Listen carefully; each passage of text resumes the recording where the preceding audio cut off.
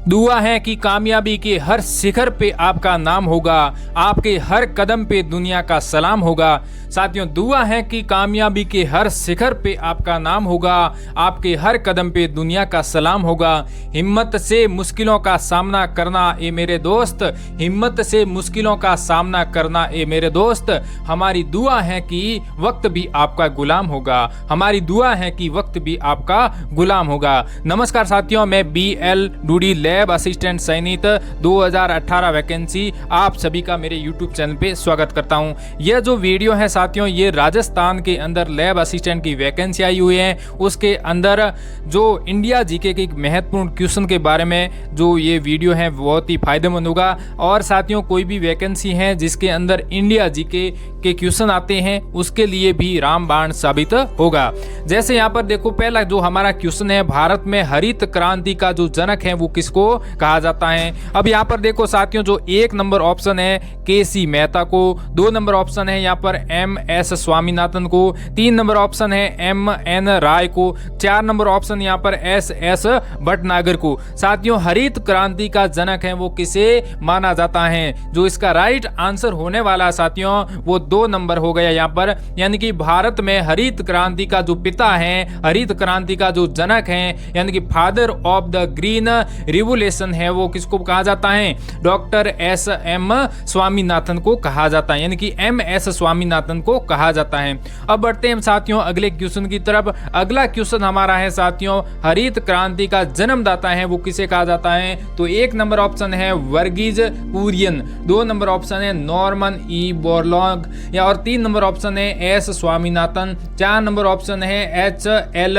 बैकलैंड। यहाँ पर देखो साथियों, हरित क्रांति का जन्मदाता किसे कहा जाता है साथियों? जो इसका राइट आंसर होने वाला है, यानी कि हरित क्रांति का जो जन्मदाता है वो किसको कहा जाता है? 2 नंबर ऑप्शन इसका राइट हो जाएगा साथियों, नॉर्मन E बोरलॉग है वो साथियों हरित क्रांति का जन्मदाता है। ठीक है, बढ़ते हैं साथियों अगले क्वेश्चन की तरफ।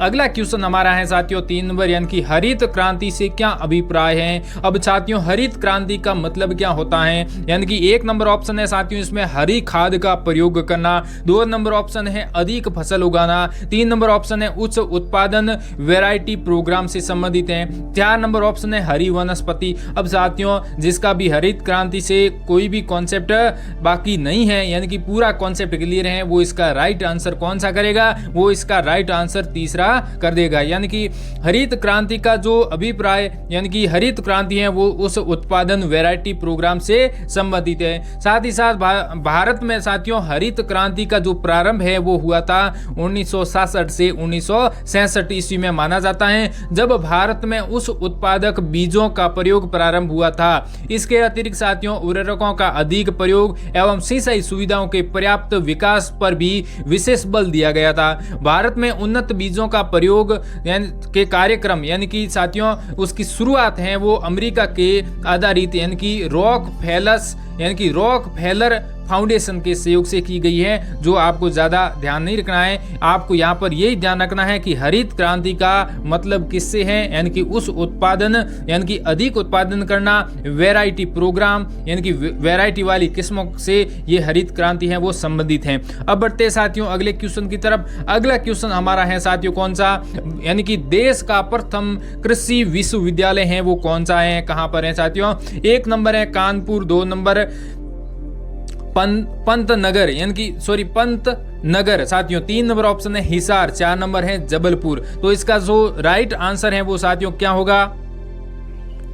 साथियों हो जाएगा अपना 2 नंबर ऑप्शन, यानी कि पंतनगर है वो अपना राइट आंसर हो जाएगा। यानी कि देश का प्रथम कृषि विश्वविद्यालय है वो कहाँ पर है साथियों? पंतनगर के अंदर है। यानी कि पंतनगर कहाँ पे साथियों? वर्तमान के अंदर उत्तर प्रदेश के अंदर है। कहाँ पर साथियों? उत्तर प्रदेश के अंदर है। लेकिन जब ये विश्वविद्यालय बनाया गया था, यानी कि जो देश का प्रथम कृषि विश्वविद्यालय बनाया गया था, कब बनाया? 1960 के अंदर पंडित जवाहरलाल नेहरू के द्वारा उद्घाटन किया गया। उस समय साथियों ये कृषि विश्वविद्यालय था अपना उत्तराखंड के अंदर। कहां पर? उत्तराखंड के अंदर। अब बढ़ते हैं साथियों अगले क्वेश्चन की तरफ। हमारा अगला क्वेश्चन है साथियों सुमेलित कीजिए, यानी कि आपको यहाँ पर सुमेलित करना है, यानी कि यहाँ पर कौन सी, एक साइड तो दे दिया क्रांति और दूसरी साइड है वो सत्र, यानी कि कौन सी जो क्रांति है वो कौन सी सत्र से संबंधित है, ये आपको ध्यान रखने लाए। अब यहाँ पर साथियों जो ऑप्शन है वो आपको जो मैंने यहाँ पर दिया नहीं है, आपको यहाँ पर सीधा मिलान करके ही बताऊंगा ताकि आपको याद रख सके इसको।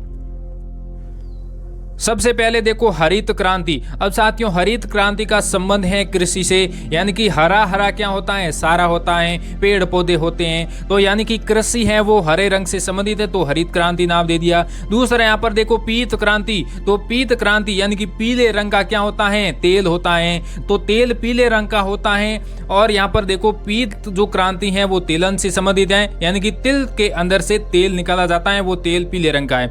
फिर यहाँ पर देखो श्वेत क्रांति। श्वेत क्रांति का संबंध है साथियों दुग्ध से, यानी कि जो दुग्ध होता है, दूध होता है वो श्वेत रंग का यानी कि व्हाइट कलर का होता है, इसलिए श्वेत क्रांति है वो दुग्ध से संबंधित है। नीली क्रांति का संबंध है मछली पालन से, ठीक है, आपको ये भी ध्यान रखना है साथियों। इसका लॉजिक ये लगना है कि नीले रंग का क्या होता है? नीले रंग का होता है जल। क्या होता है साथियों? जल। नीले रंग के जल के अंदर क्या होती हैं? मछलियां होती हैं, ठीक है। अब बढ़ते हैं साथियों अगले क्वेश्चन की तरफ। अगला क्वेश्चन हमारा है जो कृत्रिम मधुमक्खी पालन कहलाता है, यानी कि कृत्रिम मधुमक्खी का पालन करना क्या कहलाता है? तो एक नंबर यहाँ पर ऑप्शन है सिल्वीकल्चर, और 2 नंबर है सेरीकल्चर, 3 नंबर यहाँ पर है लॉकीकल्चर, 4 नंबर एपीकल्चर। तो इसका राइट आंसर हो जाएगा साथियों मधुमक्खी का पालन हमारे कहलाता है एपीकल्चर। और एपीकल्चर तो सीरीकल्चर क्या होता है, और यहाँ पर और कौन कौन सी कल्चर हैं उसके बारे में भी हम पढ़ लेते हैं। यहाँ पर देखो साथियों कुछ यहाँ पर देखो, एक तो है सेरीकल्चर, तो सेरीकल्चर है वो साथियों किसका उत्पादन? रेशम कीट का उत्पादन है। और पीसी कल्चर यानी कि ये किसका? व्यावसायिक मत्स्य उत्पादन, यानी कि मछली से, मछली मतलब पीसीज वर्ग, ठीक है। हॉर्टिकल्चर, हॉर्टिकल्चर है वो फलों यानी कि फलों की कृषि से संबंधित है। एपीकल्चर है वो मधुमक्खी पालन से संबंधित है। फिर आता है फ्लोरिकल्चर, तो फ्लोरिकल्चर है वो फूलों की कृषि से, यानी कि फ्लोवर, ठीक है। ऑलिवी कल्चर यानी कि जैतून की कृषि से संबंधित है। और विटी कल्चर है वो अंगूर की कृषि से संबंधित है। यहाँ पर देखो इंपोर्टेंट आपको याद रख लेना साथियों, एक तो यहाँ पर मैं आपको बता देता हूँ, एक तो यहाँ पर सेरीकल्चर यानी कि रेशम कीट वाला, दूसरा यहाँ पर पीसी कल्चर मछली वाला, फलों वाला, और यहाँ पर मछली वाला, और साथियों इसमें आपको याद रख लेना है विटी कल्चर वाला, ठीक है। अब बढ़ते हैं अगले क्वेश्चन की तरफ। विनोबा यानी कि विनोबा भावे ने, क्या साथियों क्वेश्चन है हमारा, विनोबा भावे ने किस राज्य में सबसे पहले भूदान आंदोलन की शुरुआत की थी? तो भूदान आंदोलन की शुरुआत किसने की? तो साथियों याद रख लेना है विनोबा भावे ने। और कहां पर की थी? तो इसका राइट आंसर हो जाएगा साथियों हमारा 2 नंबर आंध्र प्रदेश, यानी कि विनोबा भावे ने साथियों भूदान आंदोलन की शुरुआत है वो आंध्र प्रदेश से की थी। ये भी आपको ध्यान में रख लेना है। कब किया था साथियों? आंदोलन 15 यानी कि 1951 ईस्वी के अंदर किया था।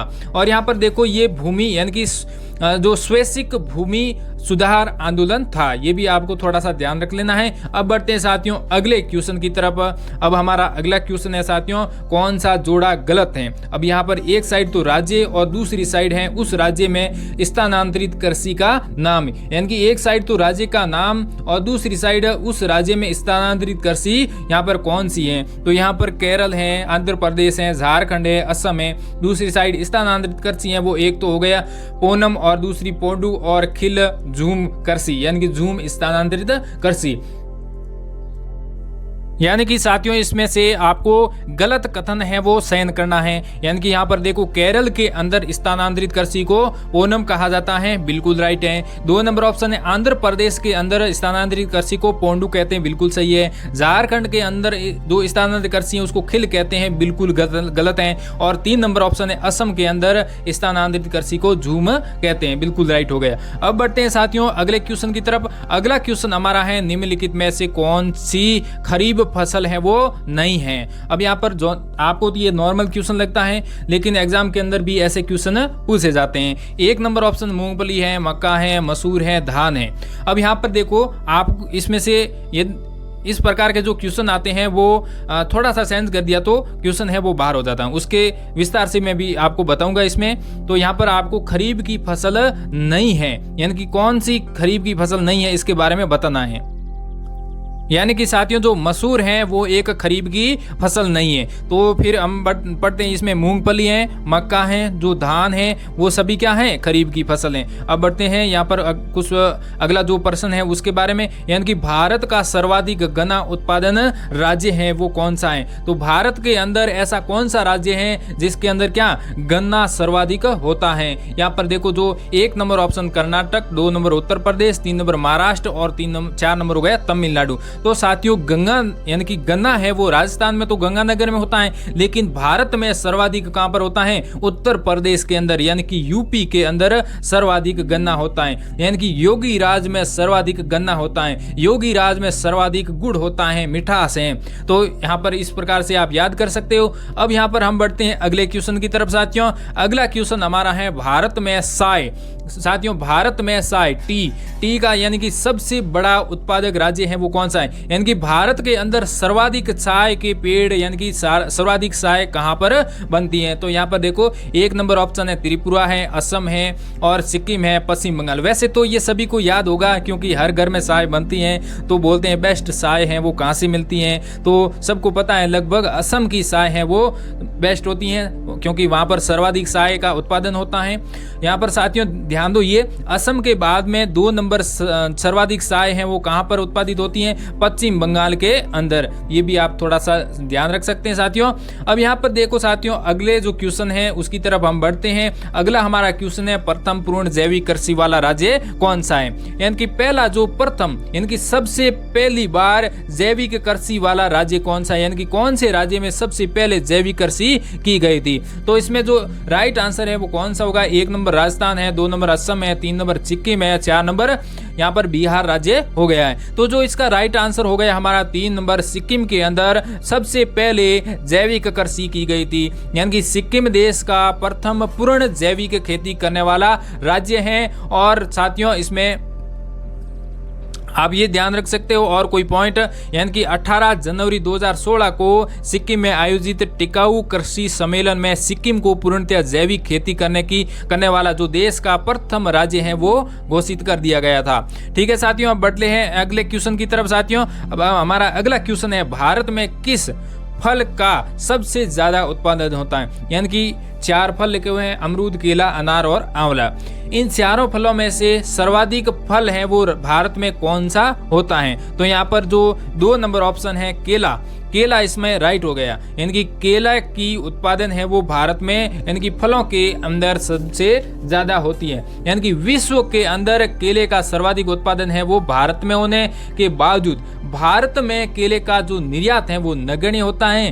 केले के साथियों केले के विश्व में सबसे बड़े निर्यातक राष्ट्र हैं वो आपको ध्यान में रख लेना है यहाँ पर, यानी कि इक्वेडोर। कौन सा है, इक्वेडोर का है। ठीक है, अभी हम यहाँ पर अगला क्वेश्चन है उसकी तरफ बढ़ते हैं साथियों। अगला क्वेश्चन है यानी कि चावल उत्पादन में भारत का विश्व में स्थान कौन सा है। यानी कि चावल उत्पादन में किसके साथियों संदर्भ में, चावल उत्पादन के संदर्भ में भारत का विश्व में स्थान कौन सा है। पहला है, दूसरा है, तीसरा है, चौथा है। तो इसका राइट आंसर है हमारा हो गया 2 नंबर ऑप्शन, यानी कि दूसरा स्थान है। चावल है यानी कि दूसरा नंबर स्थान है। तो सबसे ज्यादा चावल कहां पर होता है, सबसे ज्यादा चावल है वो चीन के अंदर होता है। यानी कि चावल से चीन और पहला स्थान यानी कि प्रथम स्थान। ठीक है, और चावल हो गया। ठीक है, ये भी आप याद रख लो। और दूसरा स्थान है वो भारत का, ये भी याद रख लो। इंडिया जी के वर्ल्ड जी के दोनों का क्वेश्चन है वो साथ में सॉल्व हो रहा है। अब देखो साथियों इसमें कि सबसे अधिक मात्रा में केसर कहां पर बनता है, कहां पर मिलता है। तो इसका राइट आंसर क्या होगा, उत्तर प्रदेश, जम्मू कश्मीर, केरल और असम। ठीक है, तो यहाँ पर देखो 2 नंबर ऑप्शन है जम्मू कश्मीर, ये राइट हो गया। यानी कि जम्मू कश्मीर के अंदर सर्वाधिक केसर है उसका उत्पादन होता है। यानी कि विश्व के अंदर सबसे कीमती पौधा जाने वाला जो केसर की खेती है भारत के जम्मू कश्मीर में होती है। जम्मू कश्मीर के किश्तवाड़ा और पामपुर हैं उसके लिए सबसे ज्यादा अनुकूल हैं। ठीक है, ये भी आप याद रख सकते हो। अब बढ़ते हैं साथियों अगले क्वेश्चन की तरफ। अगला क्वेश्चन हमारा है साथियों कि आम का का सर्वाधिक उत्पादन कौन से राज्य में होता है? तो 1 नंबर ऑप्शन हो गया हमारा यहाँ पर तमिलनाडु, 2 नंबर ऑप्शन यहाँ पर हो गया हमारा Maharashtra, 3 number option Uttar Pradesh, 4 number Andhra Pradesh. लेकिन इसका राइट आंसर है वो क्या होगा साथियों? वो हमारा 3 नंबर हो गया, यानी कि उत्तर प्रदेश। यानी कि उत्तर प्रदेश है वो आम उत्पादन की दृष्टि से प्रथम स्थान पर है, और दूसरे स्थान पे साथियों हमारा है आंध्र प्रदेश। कौन सा साथियों? आंध्र प्रदेश। और तीसरे स्थान पे साथियों आम उत्पादन की दृष्टि से बिहार राज्य आता है। लेकिन इतना आपको याद नहीं रखना है, लेकिन आप इसमें याद ये रखो कि आम उत्पादन की दृष्टि से सबसे पहले, यानी कि मैजीफेरा इंडिका की उत्पादन की दृष्टि से सबसे पहला जो राज्य है वो कौन सा है? यानी कि उत्तर प्रदेश राज्य। अब हमारा अगला क्वेश्चन है साथियों, भारत का कौन सा राज्य है वो जूट उत्पादन की दृष्टि से प्रथम स्थान रखता है? यानी कि सर्वाधिक जूट का उत्पादन कहाँ पे होता है? तो सर्वाधिक जूट का उत्पादन यहाँ पर 1 नंबर ऑप्शन है पश्चिम बंगाल, बिहार, उड़ीसा और झारखंड। इसका राइट आंसर हो गया साथियों पश्चिम बंगाल के अंदर सर्वाधिक जूट का उत्पादन होता है। अब हम बढ़ते हैं साथियों अगले क्वेश्चन की तरफ। अगला क्वेश्चन है, किस रेशे को सुनहरे रेशे, यानी कि कौन सा ऐसा रेशे है, यानी कि रेशा है जिसको सुनहरे रेशे के रूप में जाना जाता है? 1 नंबर कपास है, 2 नंबर रेशम, 3 नंबर जूट और 4 नंबर नायलॉन। तो साथियों इसमें जो राइट आंसर हो गया हमारा जूट, यानी कि जूट है उसको क्या साथियों सुनहरे रेशे के नाम से भी जाना जाता है। अब हम बढ़ते हैं साथियों अगले क्वेश्चन की तरफ। हमारा अगला क्वेश्चन है, राष्ट्रीय जल दिवस कब मनाया जाता है? तो राष्ट्रीय जल दिवस है वो कब मनाया जाता है? 14 जुलाई, 14 अप्रैल और 14 जून और 14 मई को। तो यहाँ पर 2 नंबर ऑप्शन है, यानी कि हमारा 14 अप्रैल को जल दिवस यानी कि राष्ट्रीय जल दिवस मनाया जाता है। अब हम बढ़ते हैं साथियों अगले क्वेश्चन की तरफ। अगला हमारा क्वेश्चन है साथियों, किस मृदा को रेगुर मृदा के रूप में जाना जाता है? तो 1 नंबर जलोढ़ मृदा और 2 नंबर लेटेराइट मृदा, 3 नंबर शुष्क मृदा, 4 नंबर काली मृदा। तो इसका जो राइट आंसर है वो साथियों क्या होगा? हो जाएगा यहाँ पर देखो 4 नंबर ऑप्शन, यानी कि काली मृदा को रेगुर मृदा के नाम से जाना जाता है। फिर और यहाँ पर रेगुर मृदा के बारे में कुछ पॉइंट हैं, जैसे आर्द्रता पूर्वक चिकनी और काली मिट्टी को रेगुर अथवा रेगड़ मिट्टी के नाम से जाना जाता है। भारत में रेगुर मिट्टियों का निर्माण है वो बोसाल्ट लावा के जो अपक्षय तथा अपरदन के कारण हुआ है। काली मिट्टी में तीव्र जल धारण क्षमता पाई जाती है। यह भीगने पर ठोस और चिपचिपा तथा सूखने पर आकुंचित और दरार युक्त हो जाती हैं। यह जो मिट्टी है गुजरात है, महाराष्ट्र है, अधिकांश जिलों में मिलती हैं और मध्य प्रदेश के पश्चिम क्षेत्र में और उड़ीसा के दक्षिण क्षेत्र में इस भाग में भी मिलती हैं। तो यहाँ पर हम बढ़ते हैं अगले क्वेश्चन की तरफ साथियों। अगला क्वेश्चन हमारा है, निम्नलिखित में से किस मिट्टी का विस्तार है वो भारत में सर्वाधिक है? ये थोड़ा सा इंपॉर्टेंट है, यानी कि भारत में सबसे ज्यादा मृदा है वो कौन से प्रकार की होती है, यानी कि सबसे अधिक मात्रा में कौन सी मृदा मिलती है? तो 1 नंबर ऑप्शन है काली मिट्टी है, 2 नंबर जलोढ़ मिट्टी है और 3 नंबर है लाल मिट्टी, 4 नंबर बलुई मिट्टी। तो सर्वाधिक विस्तार में यानी कि ज्यादा फैली हुई जलोढ़ मिट्टी है वो पाई जाती है, यानी कि यहाँ पर 2 नंबर ऑप्शन जलोढ़ मिट्टी है वो राइट हो जाएगी। जलोढ़ मिट्टी है वो नदियों के बहते हुए जल द्वारा बहाकर जो लाई गई मिट्टी होती है उसको जलोढ़ मिट्टी है कहते हैं या जलोढ़ मृदा कहते हैं। भारत में जलोढ़ मिट्टी है वो उत्तर के विस्तार में जो विस्तृत मैदान है तथा प्रायद्वीपीय भारत के जो तटीय मैदान है वहां पर मिलती हैं। यह अत्यधिक उपजाऊ होती है जलोढ़ मिट्टी, इसलिए जलोढ़ है या फिर कसारीय मिट्टी भी कहा जाता है। जो जलोढ़ मिट्टी होती है उसको कसारीय मिट्टी भी कहा जाता है, ये भी आपको ध्यान होता है। वैसे भी राजस्थान के अंदर भी हम मिट्टियों के विस्तार पढ़ते हैं तो उसमें भी जलोढ़ मिट्टी आती है, तो वो और सेम बात है इसमें भी। ठीक है, तो भारत में जो 43% भाग में है वो जलोढ़ मिट्टी पाई जाती है, ये भी थोड़ा सा ध्यान रख लेना है। और इस मिट्टी में नाइट्रोजन, फास्फोरस और वनस्पतियों के अंश की मात्रा है वो पाई जाती है। ठीक है, ये भी आपको ध्यान रख लेना साथियों। और हम बढ़ते हैं अगले क्वेश्चन की तरफ। अगला क्वेश्चन हमारा है उर्वरकों में एनपीके। क्या साथियों? एनपीके का क्या तात्पर्य होता है उर्वरकों में? तो यहाँ पर देखो 1 नंबर नाइट्रोजन है, फास्फोरस है, पोटेशियम है, 2 नंबर नाइट्रोजन है, फास्फोरस है, क्रिप्टॉन है, 3 नंबर सोडियम है, फॉस्फेट है, पोटेशियम है, 4 नंबर नियोन है, पोटेशियम है और कैल्शियम है। ठीक है, तो इसका जो राइट आंसर है वो क्या होगा साथियों? एन का मतलब होता है नाइट्रोजन, ठीक है, और पी का मतलब होता है फॉस्फोरस और के का मतलब होता है पोटेशियम, यानी कि नाइट्रोजन, फॉस्फोरस और पोटेशियम। ये राइट हो गए 1 नंबर। वैसे भी साइंस वालों के ये कोई क्वेश्चन गलत होता नहीं है। तो आज का जो वीडियो है वो यहीं पर कंप्लीट होता है। मिलते हैं अगली वीडियो में, तब तक जय हिंद जय भारत।